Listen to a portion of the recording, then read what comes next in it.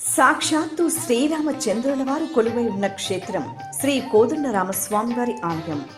ఈ ఆలయంలో ప్రతి నెల అమావాస్య రోజున వేద పండితుల మంత్రోచ్చారణల నడుమ పవిత్ర జలాలతో జరిగే మహాభిషేక ఉత్సవం సహస్ర కలశాభిషేకం. రాముడు రాఘవుడు రవికులుడితడు భూమి జగుపతి అయిన పురుష నిధానము. రాముడు రాఘవుడు రవికులుడితడు భూమి జగుపతి అయిన పురుష నిధానము.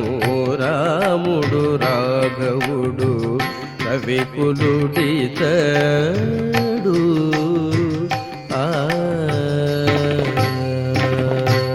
నయనానందకరమైన ఈ వేడుకను ప్రతి నెల అమావాస్య రోజున ఉదయం 9 గంటలకు ప్రత్యక్ష ప్రసారం మీ శ్రీ వెంకటేశ్వర భక్తి ఛానల్లో వీక్షించండి, తరించండి.